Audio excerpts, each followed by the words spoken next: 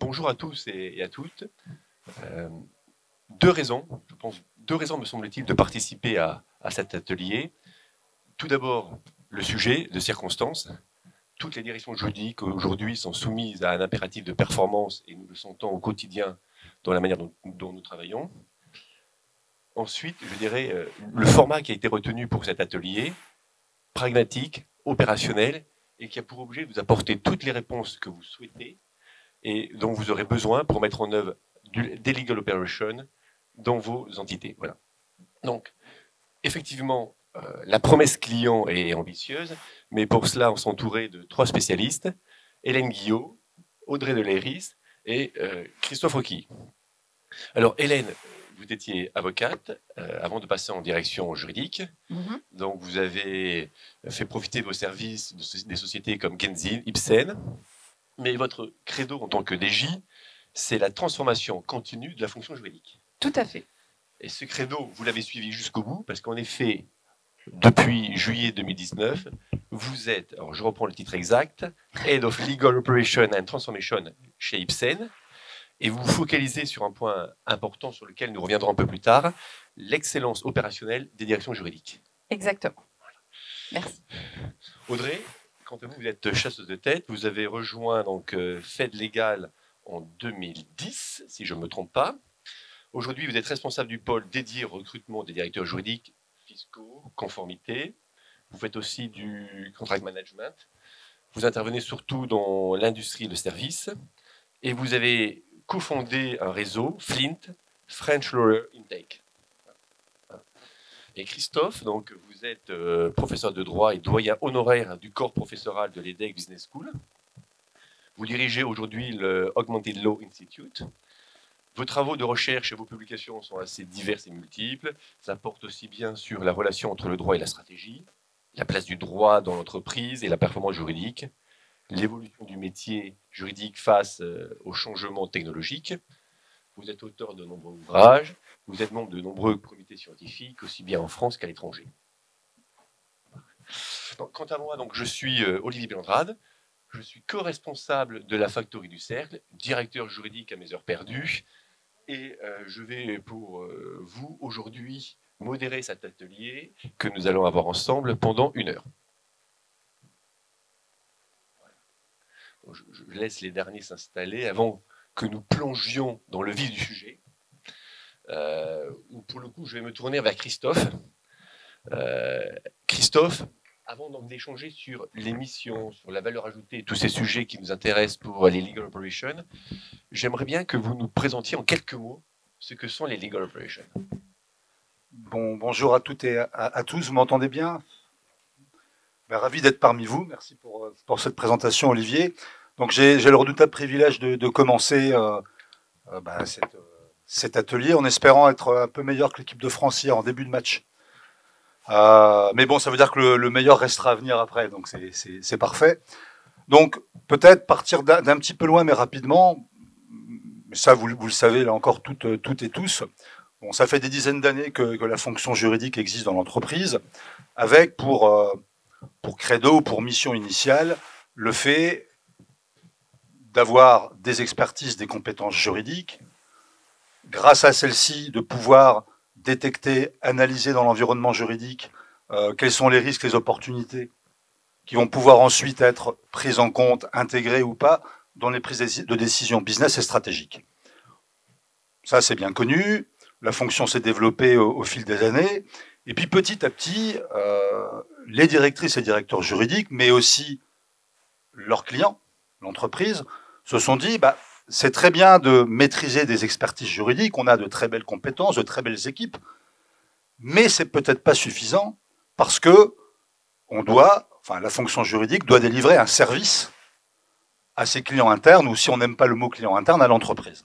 Or, quand on délivre un service, il y a effectivement la question de la qualité, de la substance du service que l'on délivre, mais il y a aussi évidemment la manière dont on le délivre. Les coûts, l'accompagnement du client, l'écoute, ses attentes, les questions organisationnelles, etc. Pour faire simple, on peut parler de coûts de transaction. Et ce qui s'est passé, c'est que, si je puis dire concomitamment, les coûts de transaction et les coûts de coordination liés à une fonction juridique, ils ont augmenté aussi au fil du temps. Pourquoi?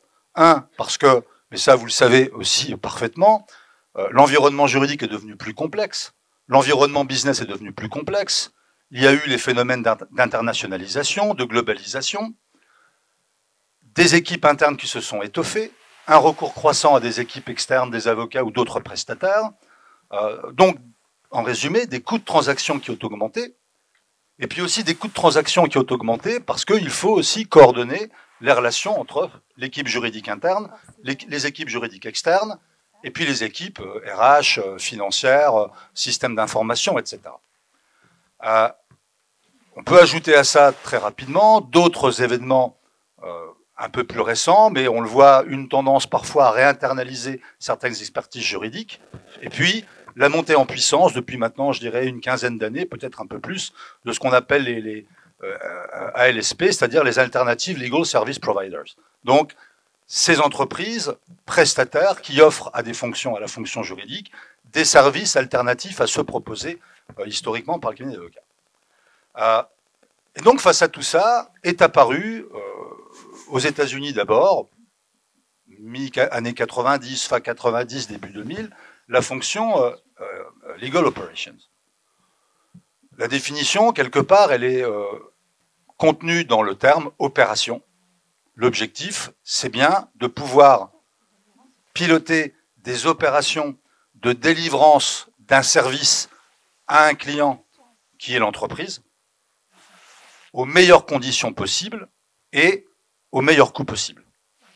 Et donc c'est une fonction, mais je vais pas en dire plus parce que ça va être abordé après, qui est à l'interface entre les process business, la planification stratégique, la gestion financière, la gestion de projet, évidemment la gestion des ressources, y compris humaines, et puis de plus en plus les solutions technologiques, l'automatisation. Cette fonction, elle s'est accélérée. En 2010, il y a une association qui a été créée aux États-Unis, qui est aujourd'hui une très grosse association. L'acronyme, c'est CLOC, C-L-O-C. Ça veut dire, je crois, Corporate Legal Operations Consortium. Donc, qui est un peu, si je puis dire, un équivalent du cercle Montesquieu, mais vraiment dédié au Legal Operation. Et puis, pour terminer, je dirais qu'à l'origine, cette fonction de Legal Operations, elle avait vraiment pour objectif la réduction des coûts, et puis le fait de tenir des objectifs de management. Et puis là encore, au fil du temps, et plus récemment, on va dire les 10 voire 5 dernières années, avec la montée en puissance de nouvelles solutions technologiques, c'est aussi poser la question pour cette fonction de, est-ce qu'on peut, dans certains cas, remplacer l'intervention de l'expert humain sur des tâches qui sont répétitives, rébarbatives, à faible valeur ajoutée, et ça rentre en ligne de compte dans cette construction des opérations, et ou deuxièmement, augmenter, renforcer, accompagner les experts grâce à la technologie pour les libérer de ce temps qu'ils considèrent parfois comme peu intéressant, peu motivant, peu valorisant, qui est un temps, alors certains disent administratif, je préfère parler là encore d'opération, pour se concentrer vraiment sur leur expertise. Donc voilà un petit peu où on en est aujourd'hui, si on refait cet historique, mais sur un continuum accéléré. Merci Christophe. Alors Hélène, lorsqu'on avait préparé cet atelier, vous nous avez parlé d'une approche client-centric que vous avez retenue chez Ipsen. Est-ce que vous pouvez un peu détailler, s'il vous plaît? Oui, tout à fait. Moi, donc, je suis LegalOps depuis 3 ans et je vais partager comment on y est arrivé. Parce qu'en fait, la vraie question, c'est comment se crée le besoin de cette fonction. Ça vient avant tout d'un besoin de vos clients internes, de nos clients internes à la direction juridique. Qu'est-ce qui s'est passé? C'est que très souvent, la direction juridique est très visible grâce au deal, au contentieux. Et en fait, les clients, eux, remarquent assez peu la valeur ajoutée de la direction juridique au quotidien sur des petites tâches. Et donc, il y a des éléments grippants. C'est la question, quand est-ce que je dois aller voir ma direction juridique ou quand est-ce que je peux juste aller aux achats? C'est quoi la différence entre un CDA et un NDA? On m'a jamais expliqué la différence. Quand est-ce que je peux signer un contrat et pour combien? C'est quoi la différence entre une délégation financière et une délégation de pouvoir? C'est quoi les process? Qu'est-ce que je dois faire de mes archivages? Tout ça. Et en fait, quand on a une grosse équipe juridique, on se retrouve avec des décisions qui sont individuelles, qui sont intuitu personae, de juristes qui donnent des recommandations, des process. Et donc tout ça fait des points de douleur auprès des clients qui ne voient pas forcément une cohérence dans les guidelines qui sont donnés par l'équipe juridique, qui ne voient pas forcément la vision, quel est le positionnement de la direction juridique. Et donc l'intérêt vraiment des Legal Ops, c'est de se dire, voilà, on veut que nos clients internes, ils soient intelligents, qu'ils puissent savoir comment faire un minimum dans leur quotidien pour assurer la sécurité de l'entreprise, mais qu'est-ce que la direction juridique a mis comme outil en place pour les amener à être intelligents et être un peu autonomes et à réfléchir et à savoir quoi faire. Et donc la manière dont moi je suis arrivée au Legal Ops, c'est de se dire comment je capitalise le temps de chacun des juristes de mon équipe et les informations qui sont données pour en faire quelque chose qui est cohérent avec la vision de l'entreprise, ce qu'on veut faire, la valeur ajoutée de la direction juridique, et puis pour qu'il y ait quelqu'un de dédié à ça, qui libère les autres juristes de la DJ de ce travail de structuration, de process et d'optimisation. Donc ça part vraiment d'un besoin des clients internes de l'entreprise. Ok. Maintenant qu'on voit un peu plus clair, est-ce que vous pourriez nous parler des missions et notamment les 5 piliers qu'on avait évoqués ensemble? Oui, alors on a 5 gros piliers, c'est-à-dire par quoi, en fait, sur quoi travaillent essentiellement les Legal Ops. La première chose, c'est une vision, c'est-à-dire vraiment se dire, la direction juridique, on a l'impression que toutes les directions juridiques se ressemblent, mais non, chacune doit définir son ADN. Quel est le curseur qu'on met entre sécuriser les actifs et être innovant? Si on va sur de l'innovation, quels sont les leviers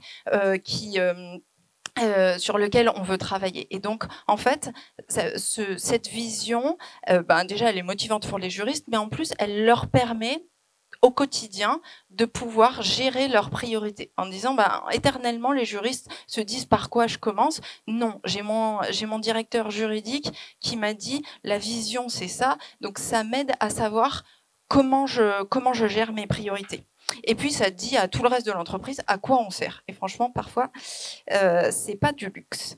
Le deuxième pilier, c'est du contract management. Donc là, c'est vraiment la politique contractuelle de l'entreprise. Quand est-ce que la direction juridique est responsable? Quand est-ce qu'ils sont autonomes en tant qu'opérationnels? Comment on archive, etc. Le troisième pilier, c'est le knowledge management. Donc ça, c'est tout ce qui est vraiment la donnée dans l'entreprise, que ça soit la donnée des juristes, c'est-à-dire vraiment à quoi ils ont accès comme fonds documentaires, comment on s'assure que quand il y en a un à qui on paye une super formation hyper chère, il partage bien les informations avec les autres et que ça se répercute, comment la donnée qui est collectée et gérée dans le département juridique, elle soit correctement archivée, partagée, etc. Le quatrième pilier sur lequel on travaille, c'est la gestion des ressources.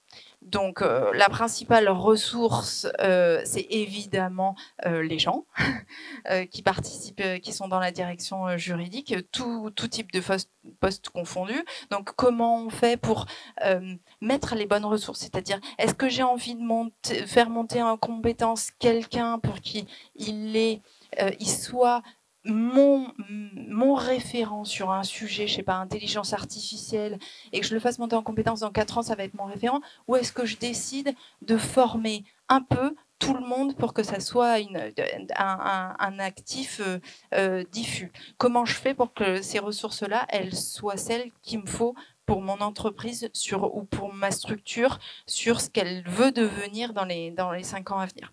Donc, et l'autre ressource, c'est évidemment la ressource budgétaire. C'est comment je fais pour gérer mon budget en fonction de ce qui m'est alloué, de mes priorités. Voilà. Donc ça, c'était le 4e pilier. Et le dernier pilier qui est important, c'est le digital. En fait, comment les directions juridiques s'adapte au juriste augmenté, le juriste 2.0, le data management, la gouvernance de la donnée dans les structures. Voilà, il y a une vraie feuille de route de la digitalisation des directions juridiques qui a opéré avec le budget qui va derrière, les priorités. Voilà. Et ça, c'est vraiment un travail en soi pour ne pas louper un virage qui est déjà pris hier, en fait. Merci beaucoup, Hélène. Christophe, je crois que vous vouliez rajouter un point sur la planification stratégique.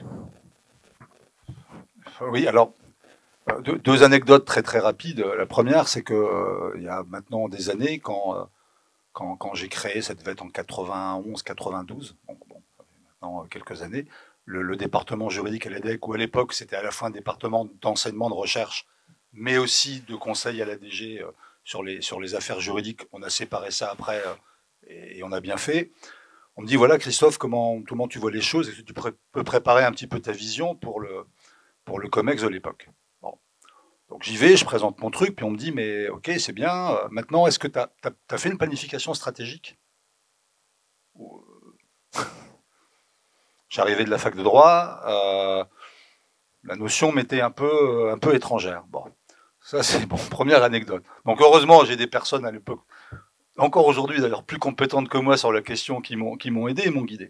Deuxième anecdote, ça c'est beaucoup plus récent, une DJ qui me dit, DJ, une belle entreprise française, ah Christophe, faut vraiment qu'on se lance sur le digital, qu'est-ce que tu pourrais nous conseiller? Je dis, vous savez, moi je pense qu'il y a des gens plus compétents que moi, je peux vous donner les bonnes adresses, les bonnes coordonnées. Puis deuxièmement, mais vous avez envie de faire quoi? Pourquoi? C'est quoi votre problème? C'est quoi votre sujet? Et est-ce que vous êtes parti des bonnes questions? Et alors, vous l'évoquiez il y a quelques instants, est-ce que vous avez défini votre raison d'être, votre mission statement, c'est-à-dire qui vous êtes avant de définir ce que vous faites? Et deuxièmement, est-ce que vous avez défini, là encore, ce que les Anglo-Américains appellent votre vision statement? C'est quoi? Je dis par exemple, c'est tout bête, peut-être que votre vision, c'est on veut être, dans 5 ans, la direction juridique qui aide le mieux à maîtriser les provisions pour risques judiciaires et risques juridiques. Ça, c'est une vision. Voilà ce qu'on veut être. Ou la direction juridique qui aide le mieux l'entreprise à préserver et augmenter ses parts de marché. À partir de là, faut que vous élaboriez une stratégie. Vous avez des objectifs et il faut fixer une stratégie. Comment vous allez y arriver?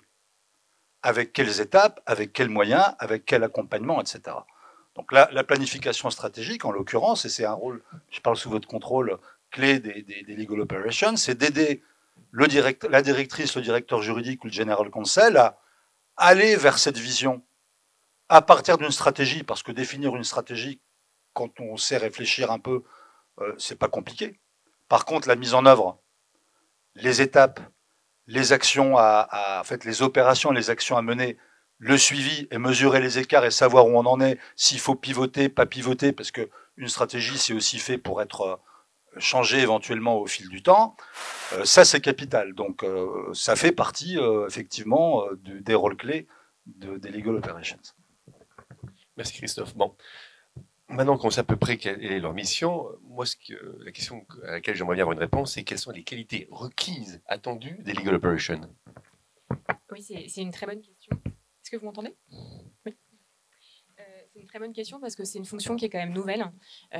On le voit et il y a encore beaucoup de gens qui ne connaissent pas cette fonction. Donc, quand on décide de prendre quelqu'un dans son équipe en tant que LegalOps, qui est-ce qu'on va nommer ou qui est-ce qu'on va recruter?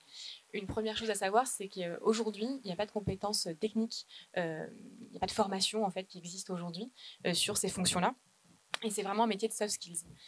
Pour ma part, ça me fait penser au métier de contract manager il y a quelques années, où en fait chacun venait avec son expérience, soit de l'ingénierie, soit de l'achat, soit de la finance, soit de la juridique, et avec de très très fortes qualités de savoir-être qui leur ont permis du coup d'arriver à ce poste de contract manager. Ça me fait vraiment penser aujourd'hui au LegalOps qui justement c'est quelqu'un qui a un vécu particulier dans l'entreprise, un vécu particulier en tant que juriste, ça c'est vraiment très important. Il faut savoir ce que c'est d'être juriste dans une entreprise avant d'être LegalOps. Je vois quelques têtes qui hochent pour le coup. On voit quand même fleurir sur Internet quelques annonces avec justement des LegalOps juristes débutants, ce qui à mon sens est une très très grosse erreur. Ça veut dire qu'on confie les clés à quelqu'un qui est débutant, qui sort de la fac de droit, quelqu'un qui va organiser toute la direction juridique, qui va prendre les process, etc. Parce que quand on est débutant, je pense qu'on s'en souvient tous, voilà, on n'y connaît pas grand-chose. Donc, il faut vraiment prendre quelqu'un qui va être expérimenté et qui va avoir vraiment donc, ce vécu de juriste, ce vécu juridique. Et ça, c'est vraiment primordial. Ensuite, les qualités, du coup, qu'on peut déjà relever, qui font écho à ce qu'ont déjà dit Hélène et Christophe par rapport aux missions. Il faut être extrêmement organisé, c'est quand même mieux pour organiser la direction juridique. Avoir le sens du détail, être assez perfectionniste, être curieux, avoir vraiment une force de proposition très importante, donc proposer des choses au directeur juridique, proposer des choses aux juristes de l'équipe, avoir une grande passion pour les process, c'est quand même aussi beaucoup mieux, avoir une forte appétence pour l'informatique, tout ce qui est outils. Si évidemment la personne en question que vous souhaitez nommer LegalOps dans votre équipe déteste l'informatique et ne sait pas trop servir des legal techs, ça ne va pas marcher. Donc je vous encourage à choisir une autre personne. Et aussi avoir un excellent relationnel. Ça, c'est vraiment très important, puisque cette personne, comme le disait Hélène, va faire le lien aussi avec beaucoup d'équipes différentes dans l'entreprise, mais aussi les juristes au sein même de l'équipe. Donc ça, c'est vraiment quelque chose d'extrêmement important. Aussi, une erreur que je remarque déjà aussi, c'est d'assimiler le poste de LegalOps à un assistant juridique ou une assistante juridique. Très grosse erreur. Là aussi, je vois quelques têtes qui hochent pour le coup. Ça paraît évident et pourtant, sur les sites d'annonces, on voit certaines offres où il est indiqué paralégal/LegalOps. Où j'ai eu un candidat récemment qui était en procès chez un client et qui m'a dit finalement, ça ne va pas le faire puisque en fait, je suis trop expérimentée. On va plutôt s'orienter vers un profil de paralégal. Et je pense que ces deux fonctions sont extrêmement importantes pour la direction compétences clés de chaque côté, mais ce n'est pas le même métier. Et réunir ces deux fonctions sous un même c'est une très grave erreur.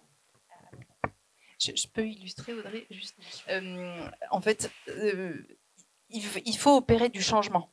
L'objectif, c'est quand vous avez le TGV de votre direction juridique qui est comme ça, c'est de le faire dévier pour opérer des changements. Si vous n'avez pas un mandat très fort du directeur juridique, le LegalOps ne va pas y arriver. Donc, si vous prenez un profil paralegal, il n'y aura pas le mandat, il n'y aura pas la force de frappe, il n'y aura pas la crédibilité. Voilà. Merci pour cette transition. Parce que au contraire, en fait, aujourd'hui... Vous m'entendez pas? J'essaie de parler plus fort. Il marche pas? En effet, ça a l'air de mieux marcher. Et ça fait totalement écho à ce que vous disiez, justement, parce que LegalOps participe à la conduite du changement. Donc, il faut avoir le mandat, en effet, et avoir les clés, justement, de participer à cette grande transformation. Et au même titre que le directeur juridique, donc vous vous entourez d'experts en M&A qui vont être plus compétents que vous sur des opérations de M&A, sur l'IP, sur l'IT. Je ne vais pas faire toute la liste des métiers, enfin des questions juridiques, mais vous entourez a priori de profils plus expérimentés que vous, plus compétents que vous sur certaines matières. Sur la partie justement organisationnelle, il faut aussi savoir donner les clés de cette partie-là, ou en tout cas co-diriger ensemble cette transformation avec un LegalOps, quelqu'un qui aura son temps dédié à ça. Et ça, c'est vraiment très important d'avoir ça en tête, d'autant que vos directions juridiques, depuis notamment une dizaine d'années, elles se sont extrêmement élargies. Ce n'est plus que le droit des affaires, il y a la compliance, le risk management, la RSE, parfois le social aussi qui est intégré dans vos équipes. Donc ça, c'est vraiment important d'avoir ça en tête, que ce n'est pas quelque chose d'à côté, mais vraiment quelque chose qui va faire partie intégrante de votre direction juridique et qui va lui permettre d'être vraiment très, très efficace. Et donc, vous devez forcément recruter quelqu'un de bien en interne ou en externe. Et peut-être dernière qualité du LegalOps, justement, ça vient aussi de son directeur juridique. Un bon LegalOps, à mon sens, c'est quelqu'un qui a aussi un bon directeur juridique, qui lui laisse ses clés et qui lui donne les moyens voilà, de réussir et d'assurer avec lui ou avec elle la conduite du changement. Merci Audrey. Alors, à vous entendre, j'entends parler de relationnel, j'entends parler de mandat, mais Hélène, finalement, le LegalOps, est-ce que c'est un outil marketing pour la direction juridique ? Moi, je vis ma mission de deux manières. La première, je me dis, je suis là pour valoriser mon General Counsel, mon directeur juridique monde. Je veux que quand il soit accueilli dans l'entreprise, il soit pas vu comme quelqu'un qui sécurise les actifs et qui dit non. Je veux qu'il soit vu comme un facteur d'innovation. Et en fait, il est à la tête d'un département de gens qui ont un savoir-faire dingue, mais qui ont du mal à faire savoir. Donc, moi, je suis l'agent du faire savoir. Voilà. Et donc, je suis un peu son petit Sherpa de communication. Je lui dis quoi dire, comment le dire. J'appuie aux endroits qu'il faut. Voilà. Je fais du marketing et de la communication pour mon directeur juridique. Et le deuxième élément, c'est je travaille sur la valeur ajoutée. C'est-à-dire, tous les juristes ont des tâches complètement rébarbatives à faire. Et donc, mon objectif, c'est d'utiliser la digitalisation, le stop, juste arrêter de faire des choses, revoir les process pour que toutes ces personnes-là puissent se focaliser sur ce qu'ils aiment avant tout et ce qui a de la vraie valeur ajoutée pour mon organisation. Et donc ça, c'est non seulement du marketing externe, mais c'est aussi du marketing interne. Puisque mon directeur juridique qui emploie toutes ces personnes au département juridique, il va pouvoir leur dire, pour recruter des nouveaux talents ou pour retenir les talents qu'on a déjà, dire voilà, j'ai quelqu'un, dédié ou pas dédié, c'est pas un sujet, j'ai quelqu'un qui travaille à te faciliter la vie et quand tu fais des choses bien, à pouvoir le communiquer auprès de toute l'entreprise. Donc oui, outil de marketing. Alors, bon, je pense que la fonction de LegalOps va un peu au-delà donc du marketing et de la communication. Je crois qu'il y a deux intérêts, un intérêt humain, un intérêt opérationnel. Peut-être, Audrey, est-ce que vous pourriez nous parler de l'intérêt humain de la direction juridique ? Oui, juste un petit mot pour compléter ce que disait Hélène, justement, sur la partie communication. Si ? Ah, pardon. Il y a en effet là, ce côté communication interne, justement, où le LegalOps va permettre de mettre du lien entre tous les juristes, justement. Et il faut bien communiquer, évidemment, sur cette conduite du changement pour faire adhérer en amont et en aval aussi. Donc ça, c'est vraiment très important. Et aussi, moi, j'irais même plus loin que, donc, au-delà du Sherpa de la communication. Moi, je pense que le LegalOps, c'est aussi vraiment le directeur de marketing de la direction juridique. Donc voilà, il faut bien valoriser cette fonction quand même. Et puis, autre chose, c'est que toutes les données de la direction juridique. Donc c'est aussi un moyen de montrer que la direction juridique, encore une fois avec des chiffres très concrets, c'est vraiment un centre de profit et pas justement un centre de coût, à mon sens. Et on a fait l'autre. Au-delà de la com, alors, qui était sur la valeur, moi je parlais plutôt du côté humain, parce qu'en tant que chasseuse de tête, c'est tous ces candidats, ces juristes, ces directeurs juridiques que je vois, où ça me fait penser forcément à ça. On voit sur LinkedIn depuis un peu plus d'un an tous ces changements de fonction de titre. Je ne sais pas si vous avez remarqué, là. Moi c'est mon métier, je passe sur LinkedIn et à chasser des gens, mais je vois toutes les fonctions qui viennent se rajouter, se modifier, où on voit juriste dans les affaires / LegalOps, juriste IP/IT / LegalOps. Et on voit que c'est une reconnaissance de ce qui existait déjà. Il y a beaucoup de gens que je vois aussi en entretien qui me disent en fait, j'avais cet aspect-là dans mon scope, je trouvais ça très très chouette, je le faisais avec grand plaisir. Et puis en fait, je me suis rendu compte qu'il y avait un nom pour ça. Ça s'appelle LegalOps du coup. Donc il y a plein de gens au sein de l'entreprise qui ne font pas forcément partie d'une direction dédiée, parce qu'ils ne savaient pas que ça existait, et d'autres qui avaient un petit bout en fait, leur activité dédiée à ça. Et donc ça, c'est vraiment voilà, très important à mon sens, c'est plutôt une reconnaissance, une professionnalisation en fait, de cette fonction qui qui existait déjà par le passé. Et c'est aussi une opportunité pour les juristes, parce que, heureusement, tous les juristes ne veulent pas devenir directeurs juridiques. Parce que, oui, c'est vraiment important aussi d'avoir ça en tête. Ce serait très compliqué. Moi, mon métier serait encore plus compliqué parce que j'aurais pas assez de postes pour proposer à tous les candidats que je vois. Ils ne veulent pas évoluer de manière verticale. Et puis, comme vous le savez encore mieux que moi, il n'y a pas forcément beaucoup de turnover dans la direction juridique, beaucoup moins que dans d'autres fonctions que dans le domaine financier. Il y en a, mais moins que dans d'autres fonctions. Donc, ça permet d'être LegalOps, de mettre en exergue certaines qualités d'un juriste qui n'a pas forcément envie de manager une grosse équipe, qui n'a pas forcément envie de devenir ultra expert d'un métier en particulier, mais qui a envie de développer, par exemple, des fonctions liées à son appétence pour l'informatique, pour les process, etc. Et juste une petite rapidement, j'ai une candidate que j'avais vue justement en entretien, est juriste en IP-IT dans un grand groupe et qui, en fait, un peu toute seule dans son coin, c'est hyper compliqué. Les commerciaux ne comprennent pas forcément ce que je raconte, ils n'ont pas envie de m'écouter. Donc, elle a transformé elle-même en fait, ses contrats, un peu de legal design. Elle a fait un petit peu son petit truc dans son coin. Et ça a vraiment bien marché. Et puis, donc, elle en a quand même parlé à sa direction juridique.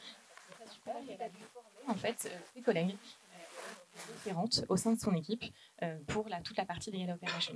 Donc ça, je trouve ça vraiment très chouette. Et point aussi important, d'utiliser un mot que j'ai entendu, donc je le cite, être LegalOps, c'est pas une voie de garage, pardonnez-moi l'expression, mais je l'ai entendu, donc ça m'a un petit peu choqué. C'est pas parce qu'on a quelqu'un dont on ne veut plus dans son on va dire ça, on va le mettre en tant que LegalOps. Si vous voulez mettre quelqu'un un petit peu de côté, s'en séparer, premier conseil. Et deuxième chose, pour un poste de LegalOps, vraiment quelqu'un de clé qui a des vraies compétences et au contraire c'est quelqu'un qui va permettre de mettre en lumière la direction juridique. Donc il faut vraiment avoir quelqu'un de confiance sur cette fonction-là. Donc ce serait à mon sens un vrai débouché pour le juriste et la direction juridique. Juste un point, Audrey mentionnait le legal design, juste pour ceux qui ne connaissent pas, c'est un outil tellement puissant, c'est faire passer quelque chose qui nécessiterait 2 pages de mots en Word par juste un visuel. C'est très très très chouette. La question qui m'est posée, c'est quel est le sens du LegalOps? Pour moi, c'est l'excellence opérationnelle. C'est vraiment comment on a le plus d'impact en mettant le moins d'énergie. C'est-à-dire, est-ce qu'on décide d'être un papillon ou est-ce qu'on reste la direction juridique qui est un éléphant? Et donc, comment on fait pour être ce papillon avec le moins d'action, avoir le plus d'impact? 3 façons pour moi d'avoir de l'impact. Interne à la direction juridique, interne à la structure et externe dans l'environnement. Premier, c'est en interne dans le département juridique. Comment l'impact qu'on peut avoir, c'est casser les silos, partager les savoirs, aller chercher de la cohérence et la motivation au sein du département juridique. En interne, dans votre structure, vous avez toujours des fonctions cousines avec lesquelles vous communiquez pas très bien. Les achats, la compliance, la finance, l'IT, enfin, tout le monde a des fonctions où on hérite d'un historique. Comment on fait pour avoir le même champ lexical, les mêmes nomenclatures, se coordonner sur les priorités, avoir des processus qui sont un minimum cohérents? Bon, bah ça, c'est le travail du LegalOps. Parce que personne, en fait, tous les juristes sont tellement focalisés sur délivrer qu'en fait, qui prend cette tâche de prendre un pas de recul et se dire, ok, je vais discuter avec toutes les autres fonctions cousines pour trouver quelque chose d'un peu intelligent et d'un peu efficace. Et le troisième impact fort de cette excellence opérationnelle, c'est l'extérieur. C'est quelqu'un qui prend le temps d'aller voir ce qui se fait dans l'environnement. C'est quoi les legal tech, les nouveautés? C'est quoi les nouveaux profils? C'est quoi ce qui attire les nouveaux juristes, les juristes plus expérimentés? Comment on va chercher ce second souffle?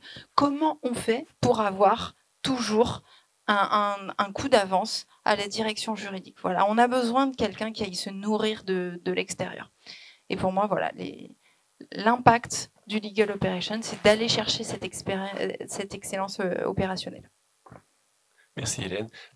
On a parlé des missions, on a parlé des qualités.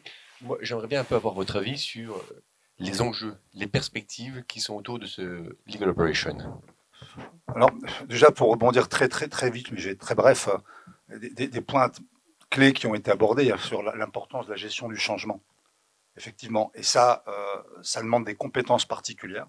Ça ne se décrète pas. Il faut de l'empathie, il faut du leadership, il faut de l'écoute, il faut de la curiosité intellectuelle, ça a été dit. Et puis, alors quitte à être un peu cash, mais bon, étant juriste moi-même, je pense avoir, en tout cas sur moi-même, avec l'âge, là je me connais, on va dire, c'est que, et ça a été démontré par plein de travaux, plus on est sur des métiers d'expertise très verticaux, plus ou moins les gens aiment être bousculés. Bon. Or, vous l'avez dit, la gestion du changement, c'est accepter d'être bousculé. Et accepter aussi la différence. C'est-à-dire que je pense que l'erreur à ne pas faire quand on veut développer une équipe LegalOps, c'est de n'avoir que des juristes dans son équipe. Tout le monde n'est pas décathlonien. Il y a des sprinteurs, il y a des gens qui sont des athlètes, comparons les athlètes aux juristes, ou des athlètes intellectuels, on va dire, qui sont des spécialistes de lancer du poids, de lancer du javelot, du saut en longueur. Décathloniens, il n'y en a pas beaucoup.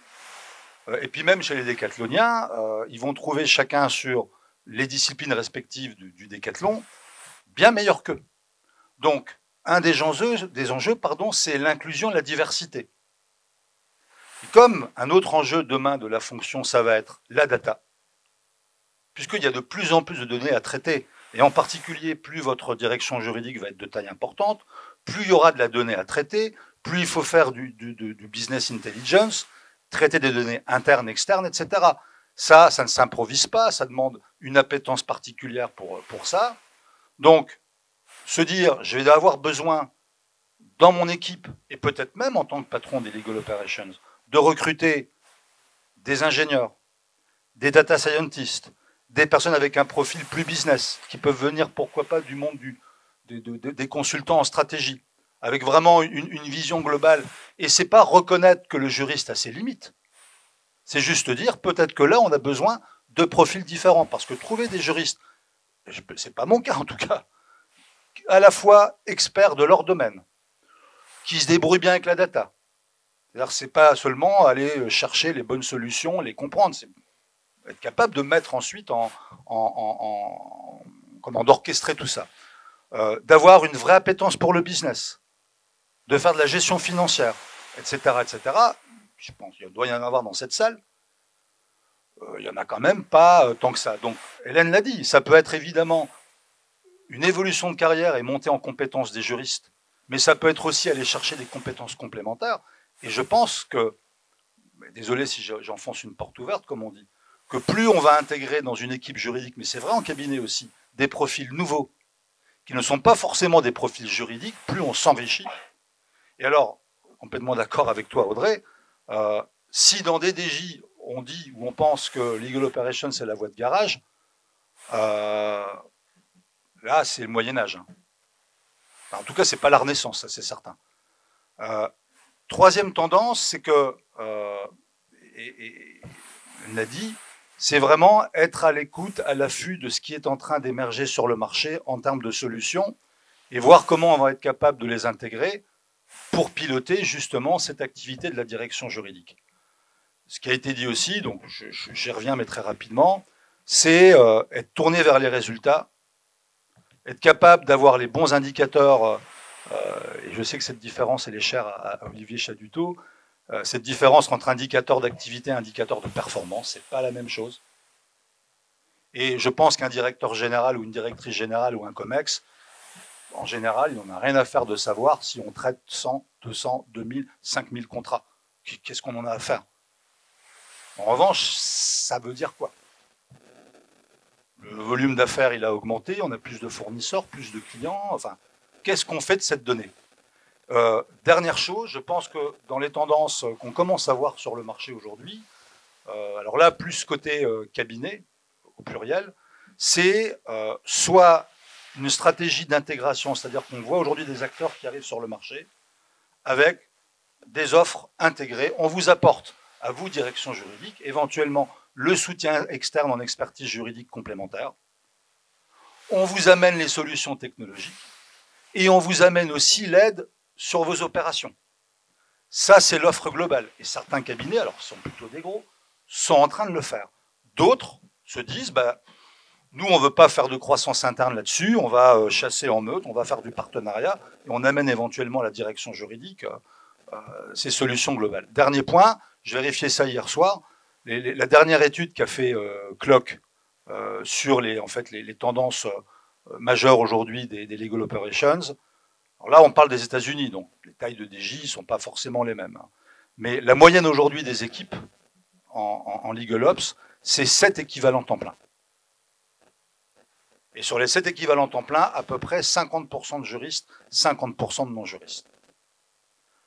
Ça peut être aussi, et ça a été dit, pour un juriste, qui aurait envie de faire autre chose, qu'on a marre de faire du droit, qui voudrait aller plus vers le business, bah, s'il a le profil pour ça et s'il travaille ses compétences, la possibilité de pivoter, d'aller vers d'autres métiers, pourquoi pas d'aller vers le business development.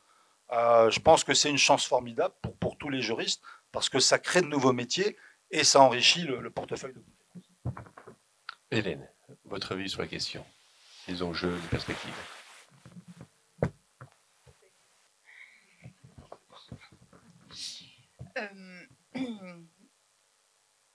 Pour moi, le gros enjeu, c'est la gestion de la donnée. Voilà, ça a été dit par Christophe, et je commence à mettre le doigt dedans, et c'est juste l'enjeu d'avenir.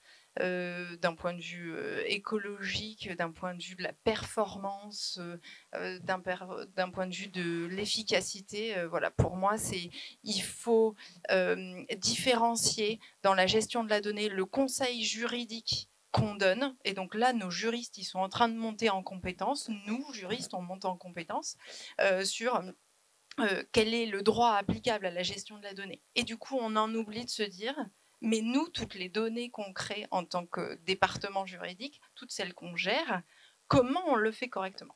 Donc pour moi, c'est le plus gros enjeu. Il faut vraiment se doter de ce double regard en tant que juriste. Audrey, quelque chose à ajouter? Oui, c'est plus sur les structures concernées.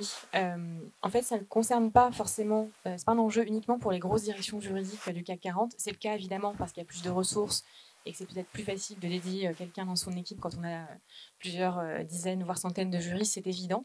Mais ça concerne aussi des petites structures, des PME, des startups qui, en fait, ça je le vois, j'ai plusieurs clients dans ce cas-là, qui ont des petites directions juridiques de 2, 3, 4 juristes qui se structurent et qui ont décidé de prendre tout de suite quelqu'un, soit à 100%, soit à 50% dédié aux legal operations, mais qui, en fait, il décide, ce directeur juridique ou cette directrice juridique, de prendre tout de suite la bonne direction, d'avoir tout de suite la bonne pratique, les bonnes pratiques surtout, les bons process, et pour être efficace en fait dès maintenant et pas forcément atteindre une taille critique et être plusieurs dizaines de juristes. Et ça on le voit par exemple avec, je peux citer Blablacar par exemple, je peux citer Doctolib, ils ont recruté quelqu'un avant d'être ultra sollicité pour le contexte qu'on connaît. Donc voilà, tout le monde est concerné par les legal operations, qu'on ait une petite équipe de 2-3 juristes ou 500 juristes. Alors, on a bien avancé sur ce panorama. Est-ce que quelqu'un aurait une question à poser à nos invités? Je vous en prie.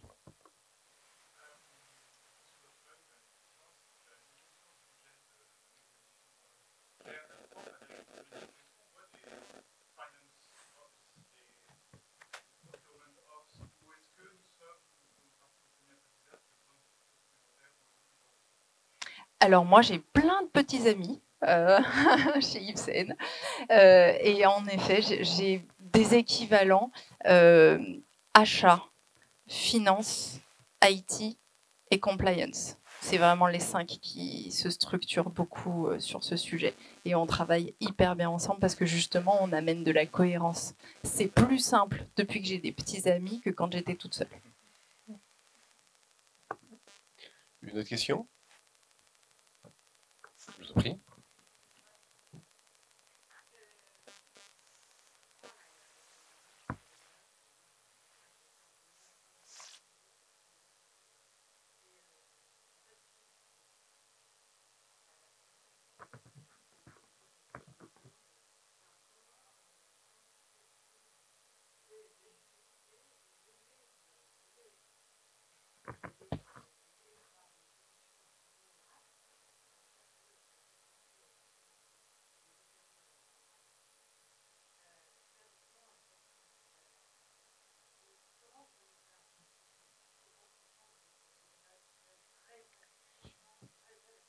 je comprends.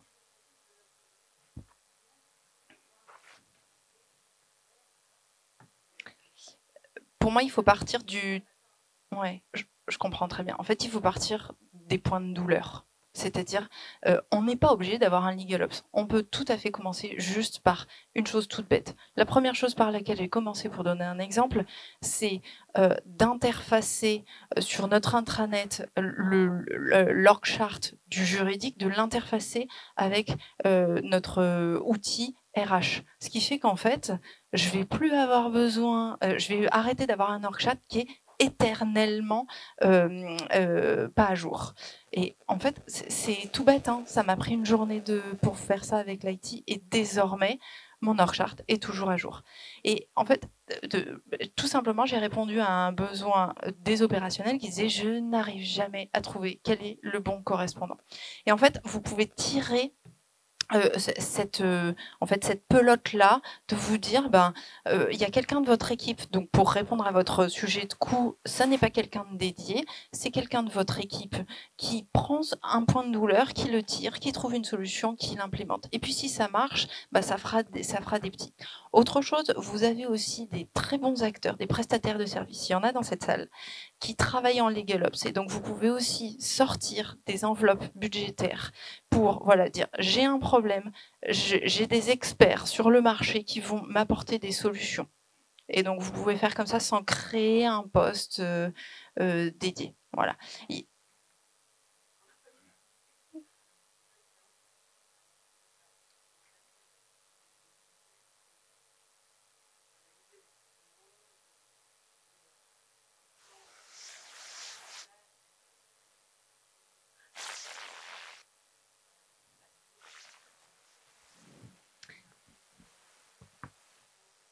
Ouais. Il faut commencer par un diagnostic.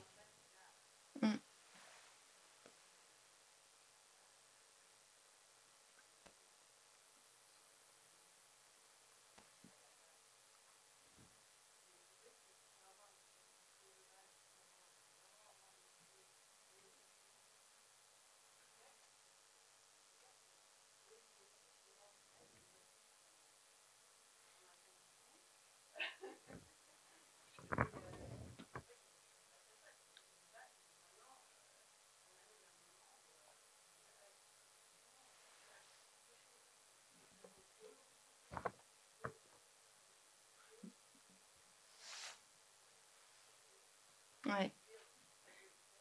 Ouais. Je crois que Hélène le disait, c'est effectivement qu'est-ce que l'équipe dit en termes de pain points ou de points de douleur ou ce qui ne va pas, etc. Alors, je ne sais pas, peut-être que des membres, j'en sais rien, des membres d'équipe peuvent dire ouais, on peut pas, enfin, on a la pression de nos clients internes, ils trouvent que ça va pas assez vite, machin. Bon, ça déjà, c'est un pain point, donc pourquoi c'est une question d'organisation, c'est peut-être une question d'effectif. Même chose sur les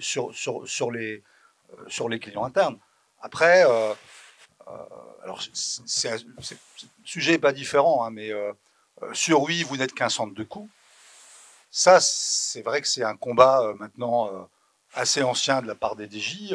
Certaines je pense, l'ont résolu, d'autres, c'est pas encore ça. Ça se travaille. Enfin, là encore, moi, je ne me permettrai pas de donner des conseils ou c'est un constat. Ça se travaille sur la durée, parce que centre de profit, c'est une chose, mais toutes les DJ n'arrivent pas forcément, n'ont pas la volonté de devenir un centre de profit. Mais il y a aussi, à minima, je vous évite de perdre de l'argent. Et ça, je vous le démontre. Mais pour le démontrer, il faut de la data. Mais à partir du moment où on a les données et qu'on sait que voilà, sur tel contrat, on a réussi à gagner sur les provisions pour risque, sur les risques d'inexécution, sur les exécutions partielles, etc., etc., etc., et qu'on remonte toute cette donnée et qu'on les remonte avec les clients internes là où effectivement l'argent peut être perdu, ça veut dire que peut-être que, et ça c'est aussi un travail de longue haleine, mais il faut se poser et dire voilà, on va découper toutes les missions de la DJ par tâche, sous-tâche, maillon par maillon par maillon, et on voit où est-ce qu'on a de l'inefficience. Et ça, on essaie de le traiter, parce qu'il y a forcément de l'inefficience, où que ce soit, à un endroit ou à un autre. On n'est pas assez rapide, on n'est pas assez agile, ou on refait toujours le même job, etc., etc. Mais c'est vrai que les financiers, enfin, selon le tropisme des boîtes, mais s'il y a un fort tropisme financier dans la boîte, pour les convaincre, faut des arguments financiers. Mais l'argument financier, il n'est pas forcément sur le profit ou sur la marge. Il est aussi sur la destruction de valeur qu'on a évitée. Et ça, c'est quand même la mission, je pense, historique d'une DJ que vous devriez pouvoir assez facilement. Bon. Donc, il faut évangéliser vos financiers. Une dernière question, parce que je vois que le temps file, donc je vous en prie.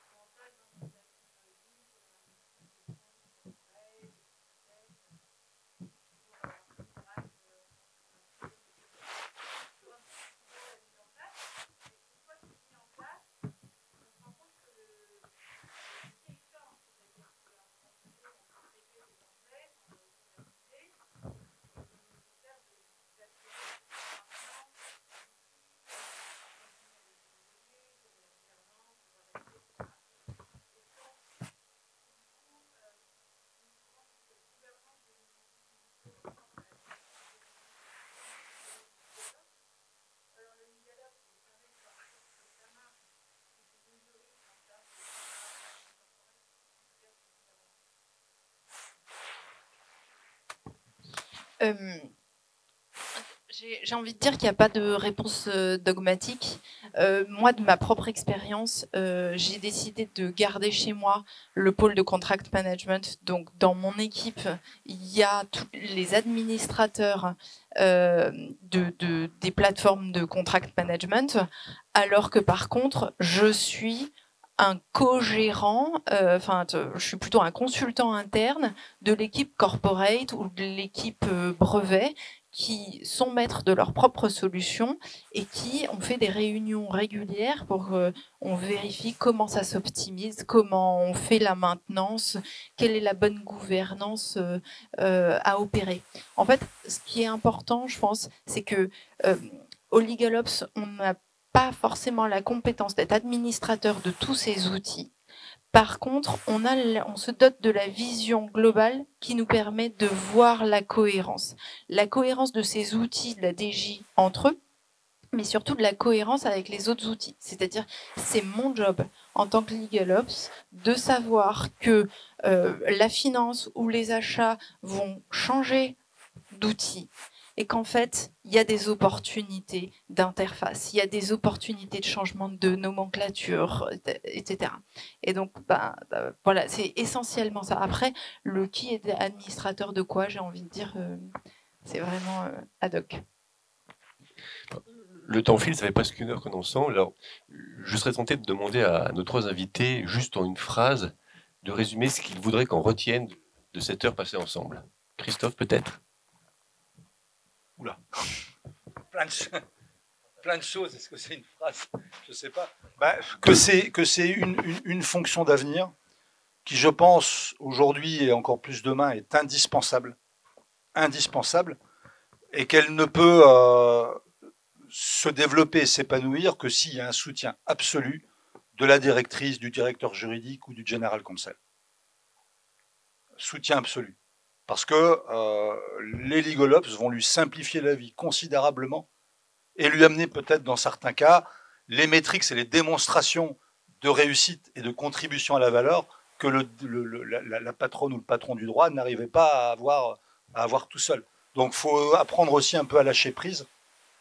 Et ça, mais je le dis aussi pour moi, c'est pas généralement une des qualités premières des juristes. Lâcher prise, faire confiance, déléguer. Voilà. Accepter l'erreur. Audrey. Évidemment, je suis d'accord avec tout ce qu'a dit Christophe. Donc, juste pour compléter, si, je suis d'accord du coup. Comme vous l'avez vu, je pense, avec tout ce qu'on a dit, évidemment, c'est aujourd'hui une vraie fonction qui existe pour rendre la direction juridique vraiment efficace, encore plus efficace en tout cas, et encore plus performante. Donc là, je m'adresse à vous, directeur juridique et directrice juridique. S'il n'y a aujourd'hui personne qui fait ça, fait du LegalOps au sein de vos équipes, même pour partie, faut vraiment y réfléchir très sérieusement pour au moins dédier une partie du temps d'un de vos juristes et prendre le sujet à bras-le-corps pour justement vous préparer pour l'avenir et anticiper. Hélène? Pour moi, ce qui est important, c'est la focale. En fait, quand vous êtes dans un train, vous ne pouvez pas regarder, vérifier que la fenêtre du train est propre et regarder en même temps les vaches qui sont dans le pré d'à côté. C'est pas possible. Il faut changer de focale. C'est-à-dire, moi, en tant que juriste, je suis dévouée à mon business, à mes clients. Je suis focalisée là-dessus. Réfléchir à la structure, à l'excellence opérationnelle, à l'avenir d'une direction juridique, c'est une autre focale. Il faut faire cet exercice-là de se dire « Pouf, je regarde autrement ». Et en fait, on a tellement de travail en tant que juriste que ce changement de focale, il faut un acte volontaire pour l'opérer. Et comme disaient Audrey et Christophe, que ça soit quelqu'un de dédié, de dévoué, peu importe. C'est vraiment cet acte volontaire de changement de focale qui est bénéfique pour la pertinence et l'efficience d'une direction juridique. Finalement, vous êtes très bien arrivés en une phrase tous. Bon, ça fait 1 heure qu'on est ensemble. Donc, avant de nous séparer, donc, je voudrais vous remercier à tous pour votre participation, pour vos questions. Je voudrais aussi remercier donc, nos 3 invités. Et je vous souhaite donc une bonne journée pour ces débats du cercle 2021. Merci Olivier d'avoir modéré.